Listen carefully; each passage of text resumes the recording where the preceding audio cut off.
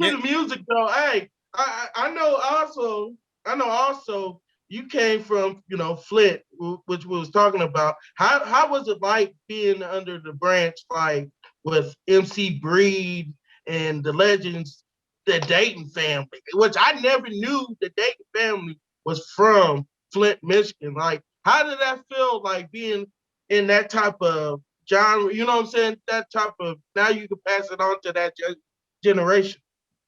Man, it was crazy. I had the honor and the privilege of meeting those guys. I even met Bree before he died.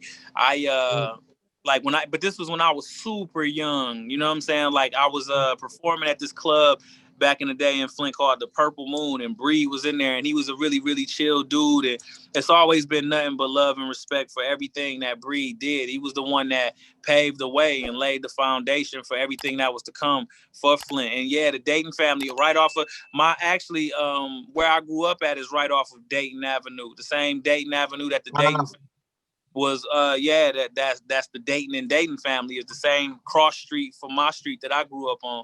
So it was like, and I got nothing but love for them. Bootleg, Shoestring, Matt Hinkle, like them Right. dudes, man, paved the way. Is and also Top Authority, also Ready for the World. Shouts to the legendary Bernard Terry. Like all of these dudes were kind of like mentors in one way or another to me, because anytime I would come across them, they would definitely give me the game and tell me, the do's and don'ts of the industry and what they learned from their experiences of going through it. So it was a phenomenal thing to be able to take the torch and keep running with it. Who was your favorite artist growing up? My favorite, like, man, that is such a difficult question, man. Like, and I like, cause it's the same thing with like wrestling. It's hard to narrow it down to just, I could just start naming them: Prince, Seal, Tupac, Biggie, Bobby Womack, Sam Cooke, man, who else? Like, even what's funny about that question is the music of pro wrestling had a profound impact. So Jim Johnston, the dude that can all of the music for WWE, he actually was a big influence of mine. Cyndi Lauper, man, I love Cyndi Lauper. I love man, who else? I could just keep going on and on, man. Like it's too. My father's a musician, so you know what I'm saying. Like it's just too many to name, man. Too many great artists. Jay-Z, Eminem, Noriega. Like it's just. I grew up listening to everything, man. Yeah, and Jim Johnston, I believe, also, fun fact, is the guy that made the Baywatch soundtrack, or like the song for that did the intro for Baywatch. Wow. Yeah, if it's the same Jim Johnston, I'm not sure, but bro, that's insane. If that's real, you just gave me some info that I did not know, man. That's crazy.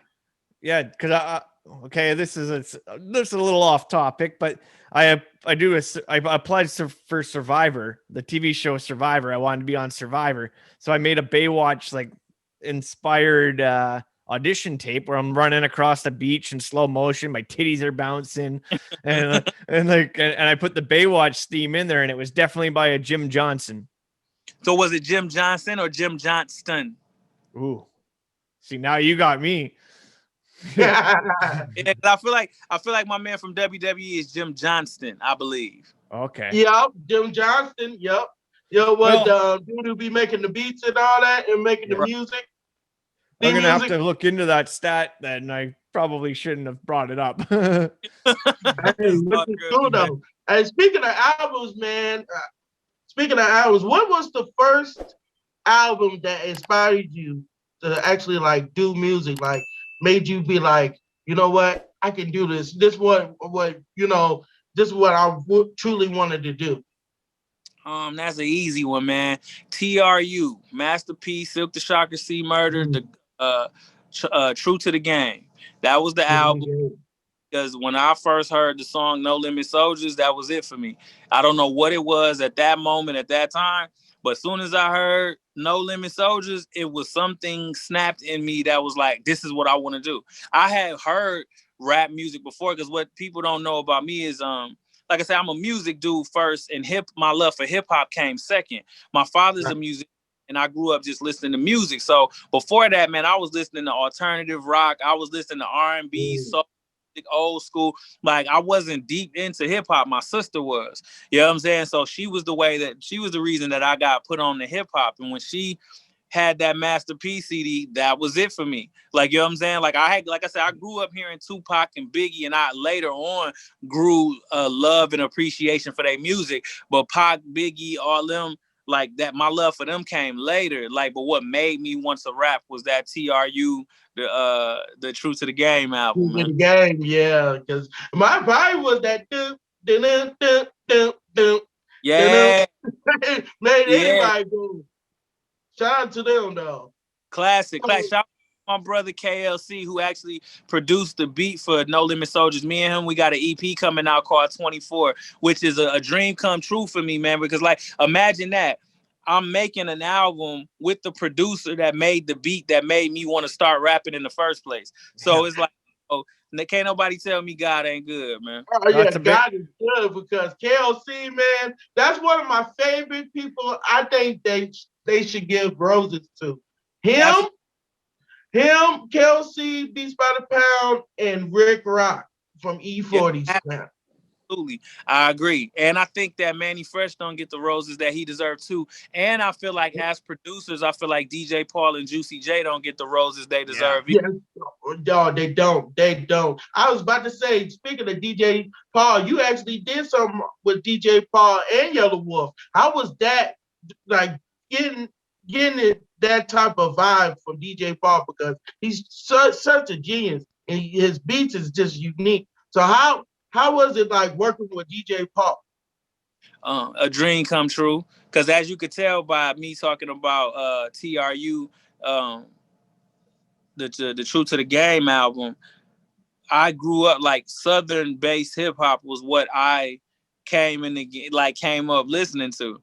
You know what I'm saying? So No Limit, Cash Money, 3 6 Mafia, like I had to have it. Every month I had to have it. Whenever they was dropping, I had to have it. So like I said, man, it's just, my testimony is crazy because just like, with Master P now, I was super obsessed with 3 6 Mafia. You know what I'm saying? So then to get in a position where me and DJ Paul, like, to know that I could text him right now and he gonna hit me back and he's a brother and a friend of mine is a dream come true. So, not just making the record with him and Yellow Wolf was a dream come true. Just being, able to have the relationship that we have is a dream come true. And I got nothing but respect for Big Bro because I think that a lot of things that people are doing now, rest in peace to Lord Infamous, the way that people rap now, they started that. Man, like Lord Infamous, them like in 3 6 Mafia, they started that style of rapping. A lot of the production, a lot of the production styles that's going on is a direct DJ Paul, Juicy J bite. So I think that it's an honor and a privilege to be able to work with the legends and the architects of this game, man. Who in the music industry helped you maybe get your first foot in the door or open the door for you? The first doors I ever had open, I always got to make sure I say it, man. Former NBA star Mateen Cleaves, who grew up in Flint, Michigan, that was my partner for a long time, and he was one of the people that like opened that door for me.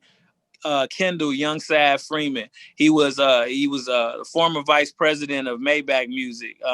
Just such a mover and shaker within the industry, and he's been a part of so many just amazing projects. Like I met him, you know what I'm saying, when he was still at Def Jam, and he believed in me and opened the door for me and taught me the game as well. I got to give shout outs to Chris Webber, you know what I'm saying, and Mike Brinkley. Mike Brinkley and Chris Webber, like they were the first ones. The first deal I ever almost had was I was gonna sign to Chris Webber as a producer because he was starting his own production company, and Mike Brinkley was the cat that was running the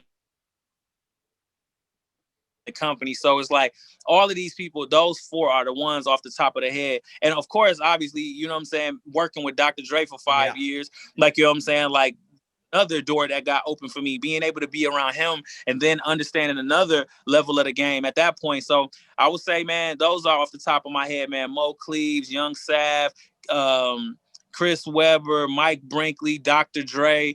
And, those would be the ones that I say, like, took me to levels higher and higher of understanding this game. Have you ever been to Vancouver? You know what? Vancouver, British Columbia, Yeah. correct? Yeah. I went on a tour all throughout Canada with Exhibit. We went on a tour called the Collateral Damage Tour, and I believe we did make a stop in Vancouver. So I believe I have, but I need to come back. I love Canada, man.